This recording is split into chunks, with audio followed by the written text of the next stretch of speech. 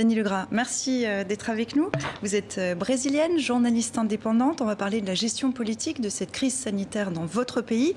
131 morts par million d'habitants, c'est bien inférieur par exemple au ratio espagnol de 580.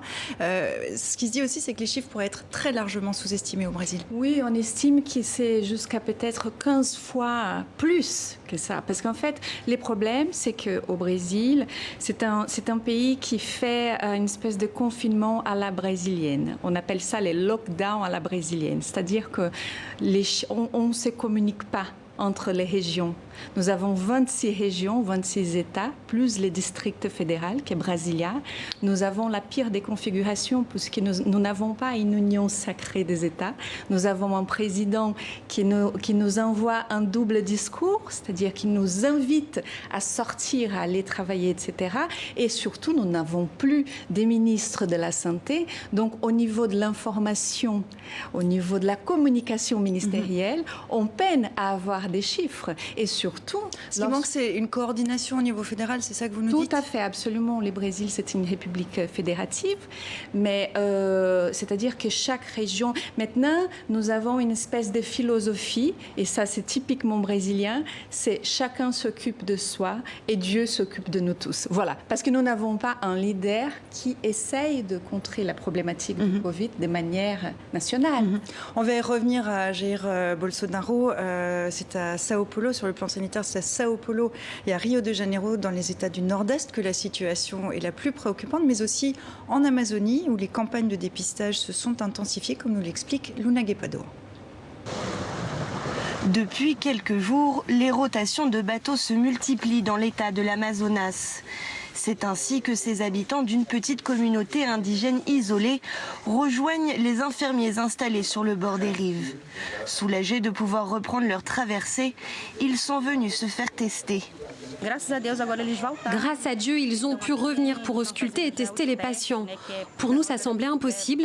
L'accès est très difficile, mais Dieu merci, ils ont pu le faire. Je suis très heureuse.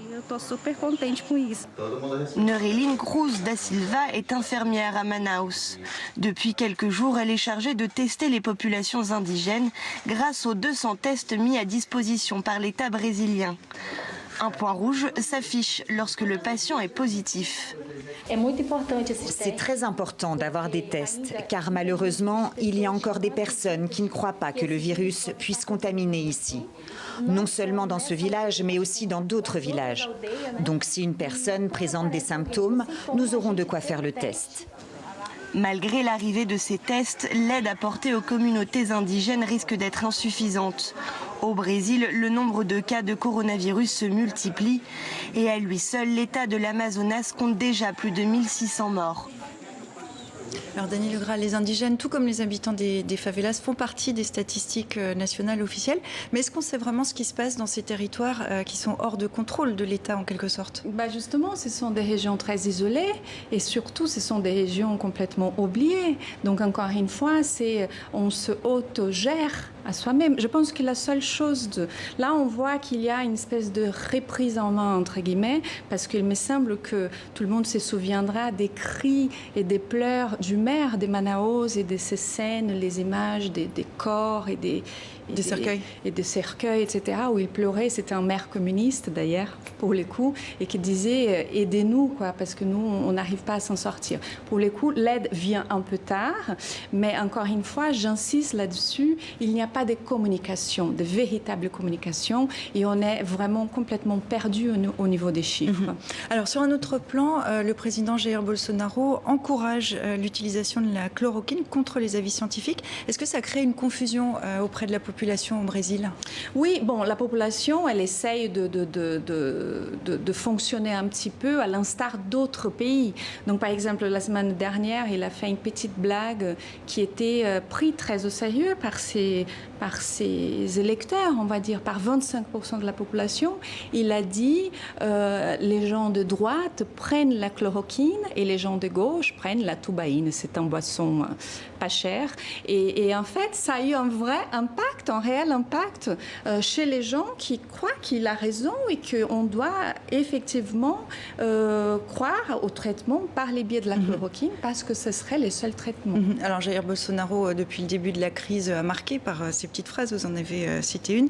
Dès le départ, il a nié la gravité de cette crise. Florilège de déclarations dans un langage, disons, peu châtié. Nous avons dépassé le nombre de morts de la Chine. Et je suis désolé, qu'est-ce que vous voulez que je fasse? Je suis le Messie, mais je ne peux pas faire de miracle. Après le coup de couteau, ce ne sera pas une petite grippe qui me fera tomber, d'accord? Si le médecin du ministère de la Santé me recommande un nouvel examen, alors je le passerai. Sinon, je me comporterai comme n'importe lequel d'entre vous ici. Ce qu'ils veulent, c'est notre sang, notre liberté, c'est la vérité. Ce que ces types ont fait avec le virus, cette merde de gouverneur de Sao Paulo, cette merde de Rio de Janeiro, entre autres, c'est exactement cela. Le Brésil est désormais l'épicentre de cette pandémie mondiale. Est-ce que maintenant, Jair Bolsonaro prend les choses un petit peu plus au sérieux? Non. Non, pas vraiment, parce qu'il incite toujours les gens à ne pas respecter les confinements. Dans ma ville, par exemple, les confinements, c'est un va-et-vient perpétuel.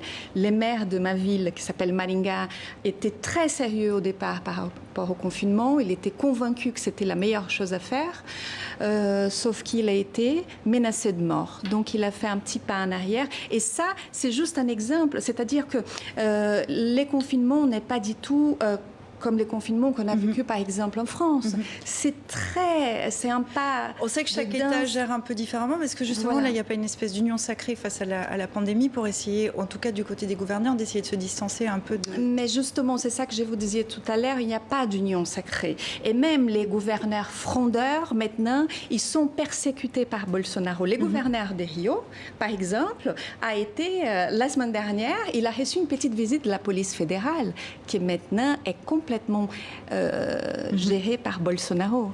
Il y a un point aussi sur lequel on va revenir, c'est qu'il y a une valse des ministres de la Santé. Pour l'instant, il y a un ministre intérimaire qui est un militaire. Est-ce qu'on peut parler d'incompétence au sommet de l'État face à cette pandémie? On peut clairement parler d'incompétence. Et par ailleurs, les militaires qui composent maintenant les ministères de la Santé, ce sont les premiers à dire « s'il vous plaît », président, trouver quelqu'un, parce que nous n'avons pas de compétences, nous ne sommes pas médecins, on ne peut pas gérer ça. Donc, nous sommes vraiment dans les pires des configurations.